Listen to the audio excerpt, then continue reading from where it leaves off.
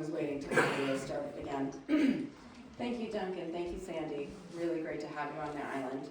We also happen to know that there was a house on your property and it came down the road. Our friend moved that house down the road. I still remember at like 5 in the morning watching this huge house coming down Flagler. All right, so we now have an opportunity to hear from some of our local organizations who haven't had a chance to talk in the last 2 meetings. And first up, we have the Soundview Cemetery.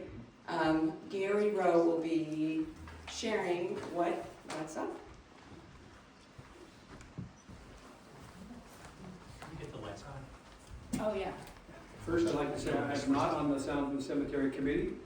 So if there's anybody in the room that wants to clarify or say that I'm saying something wrong, you're welcome to do that. My wife's on the committee, she's been on it for a number of years, and she just asked me to say a couple of things that she didn't get a chance to at the last couple of meetings. First off is that the price for the cemetery plots have gone up. I think it's $750 now, and I don't know what it was before, but it went up a bit. Still probably cheap by comparison to a lot of other cemeteries, so if you haven't got one, think about getting one when you have a chance. If you're a Maristone Islander, property owner or a resident, you're eligible to acquire a plot at the Maristone Island Cemetery. It's Soundview Cemetery. I always say it's got a view to die for. Anyway, and the last thing is that the committee members. There's been some very dedicated committee members for a number of years. They would sure like to get some more help. We would like to see some other people here in the community that would want to step up and help with the maintenance, help with being on the committee. They have a cleanup plan for the Memorial Day weekend. So even if you want to come out just for the cleanup, they'd like to have some help for that. So, and we have some neighbors who see the regular there and all the work they put into making it sure it's a nice looking place. So prices are going up. We need volunteers. That's the message. Thank you.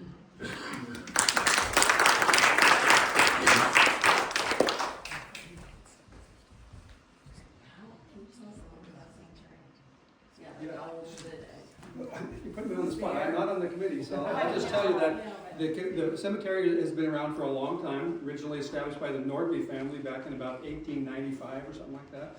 So my wife can tell you the exact year. Bob probably knows the exact year. He's been on the committee for a long time. I think it was 96. 1896. That's off by a year. Okay. And of course, it started out as a private cemetery, and then it's always been a private cemetery, but it became a property of the community club. The Northern Community Club back in the 1940s or something like 1930s. Been around for a long time, and it's always been a volunteer organization, voluntarily supported by the Northern Community Club and now the MICA Maristone Island Community Association.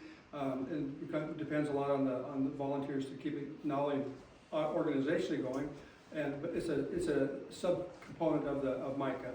And it's been around for a long time, and it needs to continue to have support on it. I know my wife's done a lot of history because she's very much into genealogy, and she spends a lot of time doing research on who's buried there, because we have people that have been buried there that have been somewhat forgotten, and she wants to keep track of that. And they're doing outreach to try to get people to do a donation for support and maintenance of the cemetery on an ongoing basis. And I know that a lot of people already do that, so that's what I know. Anything else? There's a new sign that... Oh, yeah, the new sign that's been up there. That was another fundraiser that was done. It took a few years. Thanks to Bruce. Where's Bruce? Bruce left. He left early.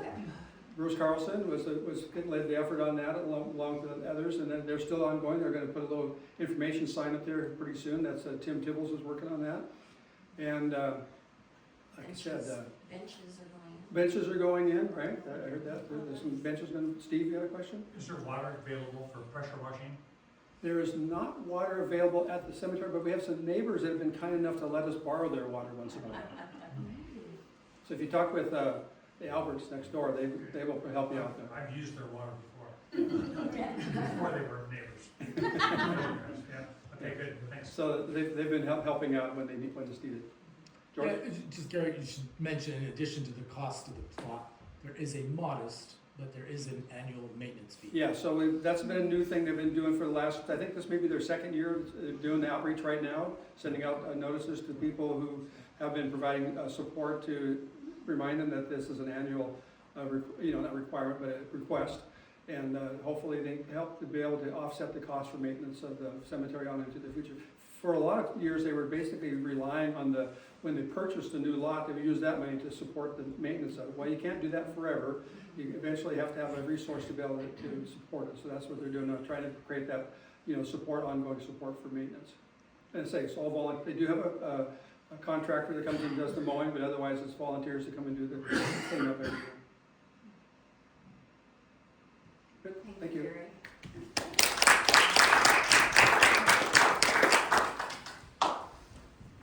I would like to invite Friends of Fort Flagler, the Northland Garden Club, the general store, anybody that would like to MIF. I know that you might be put on the spot, but if you have any events coming up or volunteer opportunities, Mark is up. Ready. All right, how many people are going to be attending the March 29th grand opening? All right, looks like most everybody. I'm here to tell you that at last count, there were like 10 tickets left. We're really struggling to figure out, honestly, how many tickets to sell because some people don't show up and so forth. But this is your last chance, folks. But anyway, so I don't need to say much about it. It's exciting to reach this point after working on it for, really about 6 years now. So, and a bit of bad news, if you will, and that is that we've done great in Olympia. We've had great success over the years now in advocating for our park. But the capital budget, the supplemental budget this year is incredibly lean. And we had pushed especially hard for statewide marine projects. Think docks, floats, mooring buoys. Most of the mooring buoys are out of service at Fort Flagler and Misty Bay right now. They've disappeared, and their anchoring systems failed. So that's true throughout the San Juans, and the state has no money to replace those. So it's going to be a tough stretch, and all I can say is thank goodness we got in for the theater and the Endicott period buildings and other projects, the Welcome Center, when the getting was good. So that's it. I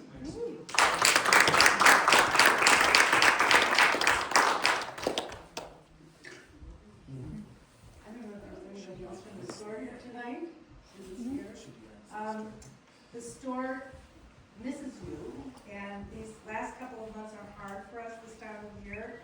I think they are for everybody, so we want to try and get in the mindset of you think about the store first. Make that your first stop if you can. We've got lots of new things. We're always looking for collaborations with the winery, the cidery. We have another author who's going to be speaking next month, so just keep us in mind. And for the first time, we will have a float. The Maristone Nordland General Store front porch is going to be our float this year in the Rotary Parade. So that'll be fun.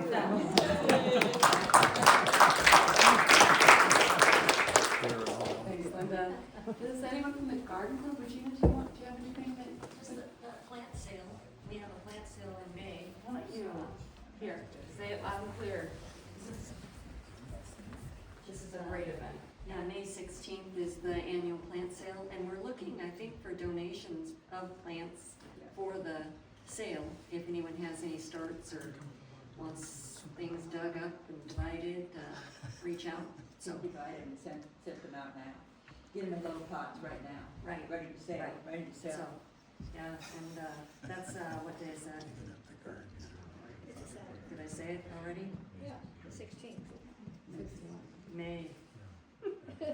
What day is it? The Do you remember? 16th. Pardon? There are signs all over. Other side. There you go. It's in May. Come and buy stuff. Yes, and there's gonna be things inside too, Yeah. so. Thank you. Is there anyone from MIF that would like to come up? I think I might be the only Memphian here at the moment. The project that we were working on in the last couple of years was putting in solar panels and batteries on the fire station, which was completed a couple of years ago. It generates a great surplus of energy for the station, and I'm hoping that they're able to parlay that into something with the PUD to cover some of the electrical expenses of other stations, but that's ongoing. The news for us was we finally got a check from the IRS for $42,000, which we were wondering whether this was ever going to happen given the current administration.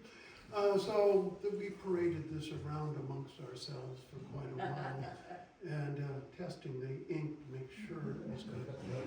So the net contributions locally turns out to be $2,600 and change. So not a bad thing. And right now, we do have projects working on creating a trail system. And there are things to clean up at the fire station, such as making sure that their septic and sewer system runs off of the batteries in times of when we're isolated. And we make sure that we can make the water more available. And so going to be some ongoing conversations with the fire department about scheduling these things. We have vacancies on the board for MIF. Anyone interested? We'd love to have some volunteers. That's all. Thank you.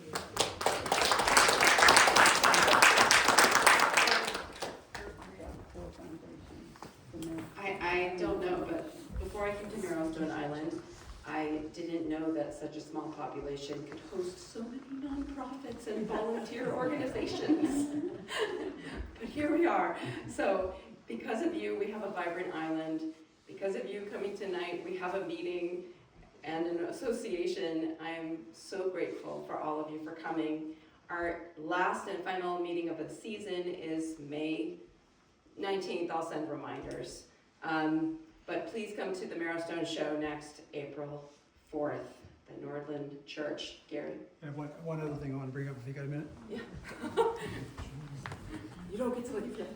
No, so just real quick, I know that I've seen things on the next door about the broadband coming to the island. And I was on the committee that was helping to get here, so it's kind of like one of these things near and dear to my heart here. I just wanted to let you know that the most recent thing is that the federal funding that came us through what they call the BEAD program for, I can't remember what BEAD stands for, the county was able to secure the grant for that. So the folks that were on Flagler Road that were kind of left out and the other ones are now eligible to get funding through that. And I know they have a sign-up thing on the PUD website, so if you have been not aware of that, I just want to make sure you're aware of it. Number two, go to the PUD website and sign up. The important is that if you sign up, then when they do the first iteration of it and you're part of that group, you will get the service provided to your home at free of charge. But if you are not part of that, at some point in the future, it will cost you money for that service. So take time to do that. I'm advocating for it, not because I'm here for the PUD, but just because I know there's other service providers.